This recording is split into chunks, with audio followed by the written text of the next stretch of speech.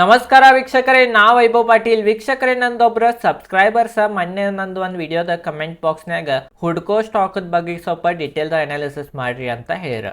ಅಣ್ಣಾನ ನಾವು ಇವತ್ತಿನ ವಿಡಿಯೋನಾಗ ಹುಡ್ಕೋ ಸ್ಟಾಕ್ ಬಗ್ಗೆ ಡೀಟೇಲ್ದಾಗ ಅನಾಲಿಸಿಸ್ ಮಾಡೋಣ್ರಿ. ಅದ್ರ ಬಿಸ್ನೆಸ್ ಮಾಡೆಲ್ನ ತಿಳ್ಕೊಳ್ಳೋನು, ಮತ್ತು ಫಂಡಮೆಂಟಲ್ ಅನಾಲಿಸಿಸ್ ಮಾಡೋನು, ಮತ್ತು ಟೆಕ್ನಿಕಲ್ ಅನಾಲಿಸಿಸ್ ಮಾಡೋನು, ಮತ್ತು ವಿಡಿಯೋದ ಲಾಸ್ಟ್ನಾಗ ನಂದೇನು ಅಭಿಪ್ರಾಯ ಅಂತ ನಾ ಹೇಳ್ತೇನೆ. ಅಣ್ಣಾನ ಈ ವಿಡಿಯೋಗ ಒಟ್ಟು ಸ್ಕಿಪ್ ಮಾಡಬೇಡ್ರಿ, ಕಂಟಿನ್ಯೂ ಈ ವಿಡಿಯೋನ ನೋಡ್ರಿ. ಅಂದ್ರೆ ನಿಮ್ಗೆ ಹುಡ್ಕೋ ಸ್ಟಾಕದ ಬಗ್ಗೆ ಡೀಟೇಲ್ದಾಗ ತಿಳಿತೈತಿ. ನೋಡ್ರಿ ವೀಕ್ಷಕರೇ, ಹುಡ್ಕೋ ಸ್ಟಾಕದ ಫಸ್ಟ್ ಫುಲ್ ಫಾರ್ಮ್ ತಿಳ್ಕೊರಿ. Housing and urban development corporation limited. ಇದ್ರದ ಬಿಸ್ನೆಸ್ ಏನಂತಂದ್ರೆ ನೀವು ಇಲ್ಲಿ ನೋಡ್ಬೋದು, primarily engaged in business of financing housing and urban development activities in the country. ಅಂದ್ರೆ ನಮ್ಮ ದೇಶನ ಇವ್ರ ಫೈನಾನ್ಸ್ ಮಾಡ್ತಾರೆ ಹೌಸಿಂಗಕ್ಕೆ, ಮತ್ತು ಅರ್ಬನ್ ಡೆವಲಪ್ಮೆಂಟ್ ಮಾಡ್ತಾರೆ ಇವ್ರು ನಮ್ಮ ಕಂಟ್ರಿನಾಗ. ವೀಕ್ಷಕರೇ ನೋಡ್ರಿ, ಇದ ಬಿಸ್ನೆಸ್ ಭಾರಿ ಐತ್ರಿ ಅವ್ರದ. ಯಾಕಂತಂದ್ರ ನಮ್ದ ಈಗಿನ ಗೌರ್ಮೆಂಟ್ ಅಂತಂದ್ರ ಬಿಜೆಪಿ ಗೌರ್ಮೆಂಟ್ ಇದ್ದ ಬಹಳ ಈ ಸೆಕ್ಟರ್ ಬಗ್ಗೆ ಬಹಳ ಮಹತ್ವವನ್ನ ಕೊಡತಾರ. ವೀಕ್ಷಕರೇ ನೋಡಬಹುದ, ಇದು ಕಂಪ್ನಿದ ಬಿಸ್ನೆಸ್ ಮಾಡೆಲ್ ರೇ ಭಾರಿ ಐತಿ. ಯಾಕಂತಂದ್ರೆ ಇದು ಇನ್ಫ್ರಾಸ್ಟ್ರಕ್ಚರು ಡೆವಲಪ್ ಮಾಡ್ತೈತ್ರಿ, ಮತ್ತು ಅರ್ಬನ್ ಡೆವಲಪ್ಮೆಂಟು ಮಾಡ್ತೈತಿ, ಮತ್ತು ಹೌಸಿಂಗ್ ಫೈನಾನ್ಸು ಮಾಡ್ತೈತಿ. ವೀಕ್ಷಕರೇ, ನಮ್ಮ ದೇಶ ಅಂತಂದ್ರೆ ನಾವು ಮೊನ್ನೆದು ಒಂದು ವಿಡಿಯೋನಾಗನು ನಾ ನಿಮಗೆ ಹೇಳಿದ್ನಿ, ನಮ್ದು RBIದ ಡೆಪ್ಯೂಟಿ ಗವರ್ನರ್ ಅವರ ಒಂದು ಹೇಳಿಕೆ ಕೊಟ್ಟಿರ. ಅದೇನು ಹೇಳಿಕೆ ಇತ್ತಂದ್ರೆ 2060 ತನಕ ನಮ್ಮ ದೇಶ ಜಗತ್ತದ ನಂಬರ್ 1 ಎಕನಾಮಿ ಆಗ್ತಿತ್ತಂತ ಹೇಳಿರ, ಮತ್ತು ನಂಬರ್ 1 ದೇಶ ಆಗ್ತಿತ್ತಂತ ಹೇಳಿರ. ಹಿಂಗೆ ನಮ್ಮ ದೇಶ 2060 ತನಕ ಆಗ್ಬೇಕಂತಂದ್ರೆ ವೀಕ್ಷಕರೇ, ನಮ್ದು ಇನ್ಫ್ರಾಸ್ಟ್ರಕ್ಚರು ಭಾಳ ಡೆವಲಪ್ ಆಗ್ಬೇಕು, ಮತ್ತು ಮನಿಗಳೂ ಆಗ್ಬೇಕೆಲ್ಲಾರ್ದು. ಅಂದ್ರೆ ನಮ್ಮ ದೇಶ ಜಗತ್ತದ ನಂಬರ್ 1 ದೇಶ ಆಗಾಕ ಸಾಧ್ಯ ಐತಿ. ನಾನು ವೀಕ್ಷಕರೇ, ಈ ಸೆಕ್ಟರ್ ಅಂತಂದ್ರೆ ನಮ್ಮ ದೇಶ ನಂಬರ್ 1 ಆಗ್ಬೇಕಂದ್ರೆ ಈ ಸೆಕ್ಟರ್ದ ಈ ಕಂಪ್ನಿನೂ ಬೆಳಿಬೇಕು, ಅಂದ್ರೆ ನಮ್ಮ ದೇಶ ಡೆವಲಪ್ ಆಗ್ತೈತಿ. ಅಂದ್ರೆ ಬಿಸ್ನೆಸ್ ಮಾಡೆಲ್ ರೀ ಇವ್ರದ್ದು ಭಾರಿ ಐತ್ರಿ. ಈಗ ಬರೀ ನಾವು ಐತರದ ಫಂಡಮೆಂಟಲ್ ನೋಡೋಣ. ನೋಡ್ರಿ ವೀಕ್ಷಕರೇ, ಈ ಕಂಪ್ನಿ ಹುಡ್ಕೋ ಕಂಪ್ನಿದ ನೋಡ್ಬೋದು ನೀವು, ಮಾರ್ಕೆಟ್ ಕ್ಯಾಪ್ 67,124 ಕೋಟಿದೈತಿ, ಮತ್ತು ಇದ್ರದ ಕರೆಂಟ್ ಪ್ರೈಸ್ 335 ರೂಪಾಯಿ ನಡೆದೈತಿ. ಮತ್ತು ನೋಡ್ಬೋದು ವೀಕ್ಷಕರೇ, ಸ್ಟಾಕದ PE 31.7 ಐತಿ, ಮತ್ತು ಇಂಡಸ್ಟ್ರೀಸ್ PE 21.4 ಐತಿ. ಅಂತಂದ್ರೆ 10 ರೂಪಾಯಿ ಹೆಚ್ಚೈತಿ ಸ್ಟಾಕದ PE. ಮತ್ತು ವೀಕ್ಷಕರೇ, ಬುಕ್ ವ್ಯಾಲ್ಯೂ ನೋಡ್ರಿ 83 ರೂಪಾಯಿ ಐತಿ, ಮತ್ತು ಫೇಸ್ ವ್ಯಾಲ್ಯೂ 10 ರೂಪಾಯಿ ಐತಿ. ಮತ್ತು ವೀಕ್ಷಕರೇ, ಸೇಲ್ಸ್ ಗ್ರೋತ್ ನೋಡ್ರಿ 9.92% ಐತಿ. ಮತ್ತು ವೀಕ್ಷಕರೇ, EPS ನೋಡ್ರಿ 10 ರೂಪಾಯಿ 6 ಪೈಸೆ ಐತಿ EPS. ಮತ್ತು ವೀಕ್ಷಕರೇ, ಕಂಪ್ನಿ ಡಿವಿಡೆಂಟ್ ಪೇಔಟ್ ಮಾಡ್ತೈತ್ರಿ 39.2% ಡಿವಿಡೆಂಟನ್ನು ಕೊಡ್ತೈತಿ. ಗೌರ್ಮೆಂಟ್ ಕಂಪ್ನಿ ಹೆಚ್ಚಾಗಿ ಭಾಳ ಡಿವಿಡೆಂಟ್ ಕೊಡ್ತೈತ್ರಿ. ಬಟ್ ನಂಗೆ ಪರ್ಸ್ನಲಿ ಡಿವಿಡೆಂಟ್ ಕೊಡೋ ಕಂಪ್ನಿಗಳು ಸೇರಂಗಿಲ್ಲ ರೀ. ಯಾಕಂದ್ರೆ ಡಿವಿಡೆಂಟ್ ಕೊಡೋ ಕಂಪ್ನಿಗಳು ಎದಕ್ಕೆ ಡಿವಿಡೆಂಟ್ ಕೊಡ್ತಾವ ಅಂತಂದ್ರೆ ಅವ್ರ ಕಂಪ್ನಿ ಸ್ಟೇಬಲ್ ಇರ್ತೈತಿ, ಬಂದಿದ್ದ ಪ್ರಾಫಿಟನ್ನು ರೀಯೂಸ್ ಮಾಡೋದು ಬಿಟ್ಟು ಶೇರ್ ಹೋಲ್ಡರ್ಸ್ ನಡಕ ಹಂಚ್ಕೋತಾವ. ನಂಗೆ ಡಿವಿಡೆಂಟ್ ಕೊಡೋ ಕಂಪ್ನಿ ಸೇರಂಗಿಲ್ಲ ರೀ. ಡಿವಿಡೆಂಟ್ ಕೊಡೋ ಕಂಪ್ನಿ ಇದ್ರೆ ಅವ ಹೆಚ್ಚು ಬೆಳೆಯಂಗಿಲ್ಲ ಅಂತ ತಿಳ್ಕೊಂಬಿಡೋದು. ಅವ್ರದ್ದು ಬಿಸ್ನೆಸ್ ಅಷ್ಟೇನ ಐತಿ, ಭಾಳ ಎಕ್ಸ್ಪೋನೆನ್ಷಿಯಲ್ ಗ್ರೋತ್ ತೋರ್ಸಂಗಿಲ್ಲ ಅಂತ. ಬರೀ ನಾವು ಇತರದ ಕ್ವಾರ್ಟರ್ಲಿ ರಿಸಲ್ಟ್ಗಳು ನೋಡೋಣ. ಕ್ವಾರ್ಟರ್ಲಿ ಸೇಲ್ಸ್ ಹೆಚ್ಚಾಗತ್ತಾವೇನಿಲ್ಲ, ನೆಟ್ ಪ್ರಾಫಿಟ್ ಹೆಚ್ಚಾಗತ್ತಾವಿಲ್ಲ ಅಂತ ತಿಳ್ಕೊಳ್ಳೋಣ. ವೀಕ್ಷಕರೇ ನೋಡ್ರಿ, ಲಾಸ್ಟ್ 3 ಕ್ವಾರ್ಟರ್ ಆತ ರೆವೆನ್ಯೂ ನೋಡ್ರಿ ಕಂಪ್ನಿದ ಏರ್ಕೊಂತನ ಹೋಗತೈತಿ. ಅಂದ್ರೆ ಇದೊಂದು ಬೆಸ್ಟ್ ಕಂಪ್ನಿ ರೀ. ಮತ್ತು ವೀಕ್ಷಕರೇ, ರೆವೆನ್ಯೂಗಳೇ ಎಕ್ಸ್ಪೆನ್ಸಸ್ ನೋಡ್ರಿ ಕಡಿಮೆ ಹಾಕೋಂತ ಹೋಗತೈತಿ. ಲಾಸ್ಟ್ 3 ವರ್ಷ ಆತ ರೆವೆನ್ಯೂ ಹೆಚ್ಚು ಹಾಕೋಂತ ಎಕ್ಸ್ಪೆನ್ಸಸ್ ಕಮ್ಮಿ ಹಾಕೋಂತ ಹೋಗತೈತಿ. ಅಂದ್ರೆ ಚಲೋ ಕಂಪ್ನಿ ರೀ, ಭಾಳ ಚಲೋ ಕಂಪ್ನಿ ರೀ. ಎಕ್ಸ್ಪೆನ್ಸಸ್ ಅಂದ್ರೆ ಖರ್ಚು ಕಡಿಮೆ ಮಾಡಿ ರೆವೆನ್ಯೂ ಹೆಚ್ಚು ಮಾಡತ್ತಾರ ಅಂದ್ರೆ ಇದೊಂದು ಬೆಸ್ಟ್ ಕಂಪ್ನಿ ರೀ. ಮತ್ತು ವೀಕ್ಷಕರೇ, ನೆಟ್ ಪ್ರಾಫಿಟ್ ನೋಡ್ರಿ ಲಾಸ್ಟ್ 3 ಕ್ವಾರ್ಟರ್ ಆತ ಕಂಟಿನ್ಯೂ ಏರ್ಕೊಂತನ ಹೋಗತೈತಿ. ಕ್ವಾರ್ಟರ್ ಆನ್ ಕ್ವಾರ್ಟರ್ ನೋಡ್ರೆ ಕಂಪ್ನಿದ ರಿಸಲ್ಟ್ ಭಾಳ ಚಲೋ ಇದಾವ್ರಿ, ಏರ್ಕೊಂತನ ಹೋಗತ್ತಾವ. ಈಗ ಬರೀ ನಾವು ಕಂಪ್ನಿದ ಪ್ರಾಫಿಟ್ ಆ್ಯಂಡ್ ಲಾಸ್ ಸ್ಟೇಟ್ಮೆಂಟ್ ಅನ್ನ ನೋಡ್ಬೋದು ವೀಕ್ಷಕರೇ. ಕಂಪ್ನಿದ ರೆವೆನ್ಯೂ ನೋಡ್ರಿ 3 ವರ್ಷ ಆತ ಕಂಟಿನ್ಯೂ ಏರ್ಕೊಂತನ ಹೋಗತೈತಿ. ಮತ್ತು ಕಂಪ್ನಿದ ಇಲ್ಲಿಯೂ ನೋಡ್ಬೋದ 3 ವರ್ಷ ಆತ ಎಕ್ಸ್ಪೆನ್ಸಸ್ ಕಡಿಮೆ ಹಾಕೋಂತನ ಹೋಗತೈತಿ. ಮತ್ತು ನೆಟ್ ಪ್ರಾಫಿಟ್ ನೋಡ್ರಿ ಕಂಟಿನ್ಯೂ 3 ವರ್ಷ ಆತ ಹೆಚ್ಚು ಹಾಕೋಂತನ ಹೋಗತೈತಿ. ಅಂತಂದ್ರೆ ಕಂಪ್ನಿ ಚಲೋ ಇದ್ರಿ ಫಂಡಮೆಂಟಲ್ ವೈಸ್. ಈಗ ಕಂಪ್ನಿ ಮ್ಯಾಗ ಏನ್ರೆ ಸಾಲ ಐತೇನ ಅಂತ ನೋಡೋಣ. ನೋಡ್ರಿ ವೀಕ್ಷಕರೇ, ಕಂಪ್ನಿದ ಬ್ಯಾಲೆನ್ಸ್ ಶೀಟ್ನಾಗ ಸಾಲ ಐತೇನೆ ಎಲ್ಲಿ ಗುರ್ತಾಗ್ತೈತಿ ನೋಡ್ರಿ. ಬಾರೋಯಿಂಗ್ ಲಾಸ್ಟ್ 3 ವರ್ಷ ಆತ ಸಾಲ ಏರ್ಕೊಂತನ ಹೋಗತೈತಿ. ನೋಡ್ಬೋದು ನೀವು 61,503 ಕೋಟಿ ಇತ್ತು 2022 23 ನೋಡ್ರಿ 62,905 ಕೋಟಿ ಆತ. ಆಮೇಲೆ 2024 73,996 ಕೋಟಿ ಆತ.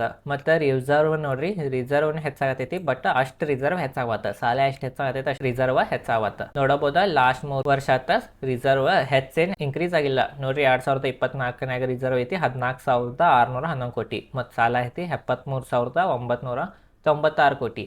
ಅಂದ್ರೆ ಸಾಲ ಹೆಚ್ಚೈತ್ರಿ. ಸಾಲ ಇದೊಂದು ನೆಗೆಟಿವ್ ಪಾಯಿಂಟ್ ಆಗ್ತೈತಿ. ಬರೀ ಈಗ ನಾವು ನೆಕ್ಸ್ಟ್ ನೋಡೋಣ ಶೇರ್ ಹೋಲ್ಡಿಂಗ್ ಪ್ಯಾಟರ್ನ್ ಅನ್ನ.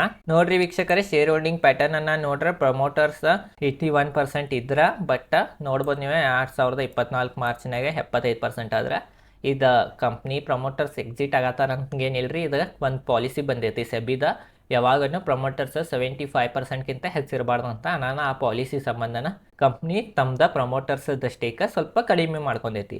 ಮತ್ತು ನೋಡ್ರಿ ಈಗ ಸದ್ಯ ಪ್ರಮೋಟರ್ಸ್ ಇದ್ದಾರೆ 75%, ಮತ್ತು FIs ಇದ್ದಾರೆ 2.70%. ನೋಡ್ಬೋದು ನೀವು FIs ಹೆಚ್ಚು ಮಾಡ್ಯಾರ ಈಗ ಸದ್ಯನ ಟೇಕ. ಮತ್ತು ನೋಡ್ರಿ DIs 11.64% ಹೆಚ್ಚು ಮಾಡ್ಯಾರ, ಅವ್ರೂ ಹೆಚ್ಚಾಗ್ಯಾರ. ಮತ್ತು ವೀಕ್ಷಕರೇ ಪಬ್ಲಿಕ್ ನೋಡ್ರಿ ಕಡಿಮೆ ಆಗ್ಯಾರ, 10.66% ಕಡಿಮೆ ಆಗ್ಯಾರ. ಯಾಕಂತಂದ್ರೆ ಹೋದ ವರ್ಷ ನೋಡ್ರಿ 11.70% ಇತ್ತು, ಬಟ್ ಈಗ 10.66% ಆಗೈತಿ. ಅಂದ್ರೆ ಪಬ್ಲಿಕ್ ಕಮ್ಮಿ ಆಗತೈತಿ. ಪ್ರಮೋಟರ್ಸನ್ನು 75% ಕನ್ಸಿಸ್ಟೆನ್ಸಿಲೇ ಮೇಂಟೈನ್ ಮಾಡ್ಯಾರ ತಮ್ಮದು ಹೋಲ್ಡಿಂಗ್. ಮತ್ತು ನೋಡ್ರಿ FIs ಹೆಚ್ಚು ಮಾಡ್ಯಾರ, DIs ಹೆಚ್ಚು ಮಾಡ್ಯಾರ. ಇದು ಒಂದು ಪಾಸಿಟಿವ್ ಸಂಕೇತ ಕೊಡ್ತೈತಿ. ಬರೀ ಈಗ ನಾವು ರೇಷಿಯೋ ಅನಾಲಿಸಿಸ್ ಮಾಡೋಣ. ನೋಡ್ರಿ ವೀಕ್ಷಕರೇ, ROE ಒಂದು ತೋರಿಸ್ತೈತಿ ರೇಷಿಯೋ ಅನಾಲಿಸಿಸ್ನಾಗ. ನೋಡ್ಬೋದು ನೀವು ROE 13% ಐತಿ, ಬಟ್ 15%ಗಿಂತ ಹೆಚ್ಚಿದ್ರೆ ಚಲೋ. ವೀಕ್ಷಕರೇ ಈಗ ಆಪರೇಟಿಂಗ್ ಕ್ಯಾಶ್ ಫ್ಲೋ ಅನ್ನು ನೋಡ್ಬಿಡೋಣ.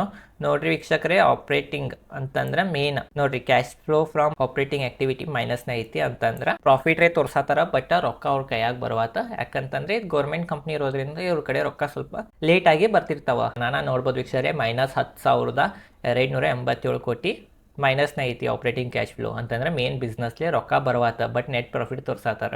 ವೀಕ್ಷಕರೇ ಇದೊಂದು ನೆಗೆಟಿವ್ ಪಾಯಿಂಟ್ ನಮಗೆ ತೋರಿಸ್ತೈತಿ. ವೀಕ್ಷಕರೇ ಈಗ ಬರೀ ನಾವು ಟೆಕ್ನಿಕಲ್ ನೋಡೋಣ, ಆಮೇಲೆ ನಾನು ಪರ್ಸನಲ್ ವ್ಯೂ ಹೇಳ್ತೀನಿ.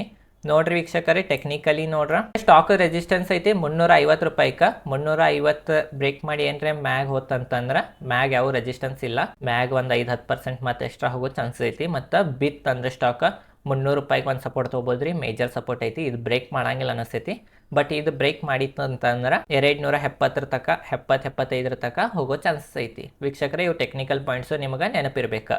ಈಗ ಬರೀ ನಾನು ಪರ್ಸನಲ್ ವ್ಯೂ ಹೇಳ್ತೀನಿ. ನೋಡ್ರಿ ವೀಕ್ಷಕರೇ, ಇದು ಗೌರ್ಮೆಂಟ್ ಅಂತಂದ್ರೆ BJP ಗೌರ್ಮೆಂಟ್ ಒಂದು ಸ್ಕೀಮ್ ಐತಿ, ಪ್ರಧಾನ ಮಂತ್ರಿ ಆವಾಸ್ ಯೋಜನಾ ಅಂತ. ಈ ಆವಾಸ್ ಯೋಜನಾನ್ಯಾಗ ಮನಿಗಳು ಕೊಡತ್ತಾರ ಗೌರ್ಮೆಂಟ್. ಈ ಮನಿಗಳ ಕೆಲಸನೂ ಈ ಕಂಪ್ನಿನ ಮಾಡ್ತೈತಿ. ಮತ್ತು BJP ಗೌರ್ಮೆಂಟ್ ಇದ ಭಾಳ ಇಂಟ್ರೆಸ್ಟ್ ಅವ್ರಿಗೆ ಇನ್ಫ್ರಾಸ್ಟ್ರಕ್ಚರ್ ಡೆವಲಪ್ ಮಾಡೋದ್ರನ್ಯಾಗ ಭಾಳ ಮಹತ್ವವನ್ನು ಕೊಡ್ತಾರೆ. ನಾನು ವೀಕ್ಷಕರೇ ಈ ಸ್ಟಾಕ್ ಈ ಗೌರ್ಮೆಂಟ್ ಸ್ಕೀಮ್ಗಳ ಪ್ರಕಾರ ಈ ಸ್ಟಾಕ್ ಬೆಸ್ಟ್ ಐತಿ. ಬಟ್ ಗೌರ್ಮೆಂಟ್ ಸ್ಟಾಕ್ ಏನಾಗ್ತೈತೆ ಅಂತಂದ್ರೆ 5 ವರ್ಷಕ್ಕೆ ಇಲೆಕ್ಷನ್ ಆಗ್ತಾವ, 5 ವರ್ಷಕ್ಕೆ ಗೌರ್ಮೆಂಟ್ ಚೇಂಜ್ ಆಗೋ ಸಂಭಾವನೆ ಇರ್ತಾವ.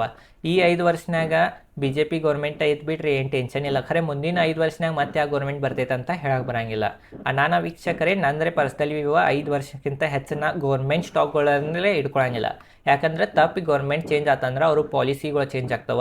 ಇವರು ಪಾಲಿಸಿ ಈಗ ಅರ್ಬನ್ ಡೆವಲಪ್ಮೆಂಟ್ ಹೌಸಿಂಗ್ ಮ್ಯಾಗ ಐತಿ, ಬಟ್ ಈ ಬೇರೆ ಗೌರ್ಮೆಂಟ್ ಬಂದ್ರೆ ಅವ್ರದ್ದು ಎತ್ತರ ಮ್ಯಾಗ ಫೋಕಸ್ ಇರ್ತೈತೆ ಅಂತ ನಮಗೆ ಹೇಳಕ್ಕೆ ಬರಂಗಿಲ್ಲ. ನಾನು ವೀಕ್ಷಕರೇ ಅವ್ರದ್ದು ಫೋಕಸ್ ಏನ್ರೆ ಯಾವ ಗೌರ್ಮೆಂಟ್ ಬರ್ತೈತಿ ಅವ್ರದ್ದು ಫೋಕಸ್ ಇದ್ರ ಮ್ಯಾಗ ಇದ್ರೆ ಬೆಸ್ಟ್. ಬಟ್ ಇರಲಿಲ್ಲ ಬೇರೆ ಇತ್ತಂದ್ರೆ ಈ ಕಂಪ್ನಿಗೆ ದೊಡ್ಡ ಹಾನಿ ಆಗೋ ಚಾನ್ಸ್ ಇರ್ತೈತಿ. ನಾನು ವೀಕ್ಷಕರೇ ನನ್ನ ಪರ್ಸನಲಿ ಇವ್ರೆ 5 ವರ್ಷ ತಕರೆ ಬುಲ್ಲಿಶ್ ಐತಿ. ಯಾಕಂದ್ರೆ BJP ಗೌರ್ಮೆಂಟ್ ಐತಿ, BJP ಗೌರ್ಮೆಂಟ್ ಇದಕ್ಕೆ ಭಾಳ ಮಹತ್ವ ಕೊಡತೈತಿ ಅಂತಂದ್ರೆ ಏರೇ ಇರ್ತೈತಿ. ಬಟ್ ಏನಂತಂದ್ರೆ ಸ್ವಲ್ಪ ಪಿ ಹೆಚ್ಚೈತಿ, ಸ್ವಲ್ಪ ಏನ್ರೆ ಕಳೆ ಬಂತಂದ್ರೆ ನನ್ನ ಪ್ರಕಾರ 300 ಅದು ಬಂದ್ರೆ ಬೆಸ್ಟ್. ವೀಕ್ಷಕರೇ ಮತ್ತೊಂದು ಡಿಸ್ಕ್ಲೇಮರ್ ಕೊಡ್ತೇನೆ, ನಾ ಸೆಬಿ ರಿಜಿಸ್ಟರ್ಡ್ ಫೈನಾನ್ಷಿಯಲ್ ಅಡ್ವೈಸರ್ ಇಲ್ಲ. ನೀವು ನಂದು ಕಾಲನ್ನು ಕೇಳಿ ಬಾಯ ಎಲ್ಲ ಕಡೆ ಸೆಲ್ಲ ಮಾಡ್ರೆ ನಿಮ್ಗೆ ದೊಡ್ಡ ನಷ್ಟ ಆಗೋ ಚಾನ್ಸ್ ಇರ್ತೈತಿ. ನೀವು ನಿಮ್ಮ ಫೈನಾನ್ಷಿಯಲ್ ಅಡ್ವೈಸರ್ದ ಅಡ್ವೈಸ್ ತೊಗೊಂಡೇ ಈ ಸ್ಟಾಕನ್ನು ಬೈ ಮಾಡಿರಿ. ಇದು ಬರೀ ನಾ ಎಜುಕೇಷನ್ ಪರ್ಪಸ್ ಆಗಿ ಮಾಡೀನಿ. ತಿಳಿತ್ರಿ ವೀಕ್ಷಕರೇ ನೋಡ್ರಿ, ನಿಮ್ಮ ಕಡೆ ಈ ಸ್ಟಾಕ್ ಇದ್ರೆ ಈ 5 ವರ್ಷ ಏನು ಟೆನ್ಷನ್ ಇಲ್ಲ. ಯಾಕಂದ್ರೆ ಈ ಗೌರ್ಮೆಂಟ್ ರೇ ಈ ಸೆಕ್ಟರ್ ಬಗ್ಗೆನ ಭಾಳ ಫೋಕಸ್ ಮಾಡತೈತಿ. ಬಟ್ ಮುಂದಿನ 5 ವರ್ಷನಾಗ ಯಾವ ಗೌರ್ಮೆಂಟ್ ಬರ್ತೈತಿ ಅವ್ರದ್ದು ಏನು ಸ್ಕೀಮ್ಗಳು ಇರ್ತಾವಂತ ನಮಗೆ ಹೇಳಕ್ಕೆ ಬರಂಗಿಲ್ಲ. ನೀವು ನೋಡಿ ಇಂಥ ಸ್ಟಾಕ್ಗಳನ್ನಾಗ ಇನ್ವೆಸ್ಟ್ ಮಾಡಬೇಕು. ತಿಳಿತ್ರಿ ವೀಕ್ಷಕರೇ, ಟೆಕ್ನಿಕಲು ನಾ ಹೇಳಿದ್ನಿ ನಿಮ್ಗೆ, ಟೆಕ್ನಿಕಲ್ ಲೆವೆಲ್ಗಳನ್ನು ನೆನಪಿಡ್ರಿ. ಈ ವಿಡಿಯೋ ಚಲೋ ಅನ್ಸ ವಿಡಿಯೋಗೆ ಲೈಕ್ ಮಾಡಿರಿ. ಈ ವಿಡಿಯೋ ಮಾಡೋಕೆ ಮೇನ್ ಕಾರಣ ಏನಂತಂದ್ರೆ ನನ್ನ ಸಬ್ಸ್ಕ್ರೈಬರ್ ಒಬ್ಬರು ವಿಡಿಯೋದ ಕಮೆಂಟ್ ಬಾಕ್ಸ್ನಾಗ ಕಮೆಂಟ್ ಮಾಡಿ ಹೇಳಿದ್ರೆ ಈ ಸ್ಟಾಕದ ಬಗ್ಗೆ ಡೀಟೇಲ್ದ ಅನಾಲಿಸಿಸ್ ಮಾಡಿರಿ ಅಂತ ನಾನು ಈ ವಿಡಿಯೋ ಮಾಡಿದ್ನಿ. ಈ ವಿಡಿಯೋ ಚಲೋ ಅನ್ಸ ವಿಡಿಯೋಗೆ ಲೈಕ್ ಮಾಡಿರಿ. ಈ ಚಾನಲ್ ಮೇಲೆ ನಾ ಬರೀ ಹಿಂಗೆ ಡೀಟೇಲ್ದ ಅನಾಲಿಸಿಸ್ ಮತ್ತು ಸ್ಟಾಕ್ ಮಾರ್ಕೆಟ್ ರಿಲೇಟೆಡ್ ನ್ಯೂಸ್ಗಳು ಅಷ್ಟೇ ಹೇಳಂಗಿಲ್ಲ. ನಾನು ಸ್ಟಾಕ್ ಮಾರ್ಕೆಟ್ ಬಗ್ಗೆ ಕಲಿಸುತ್ತಿರ್ತೇನೆ. ನಾನು ಒಂದು ಕೋರ್ಸ್ ನಡೆದೈತ್ರಿ, basic to advance stock market course ಅಂತ. ಅದ್ರಾಗ ನಾ A to Z stock market related basic to advance ಎಲ್ಲ ಕವರ್ ಮಾಡಿದ್ದೇನೆ. ನಂಗೆ ಸಪೋರ್ಟ್ ಮಾಡಿರಿ. ಈ ವಿಡಿಯೋ ಚಲೋ ವಿಡಿಯೋ ಲೈಕ್ ಮಾಡಿರಿ. ಈ ಚಾನಲ್ ಮ್ಯಾಗ ನಾ share market related Kannada video ಮಾಡ್ತಿರ್ತೇನೆ. ಧನ್ಯವಾದಗಳು.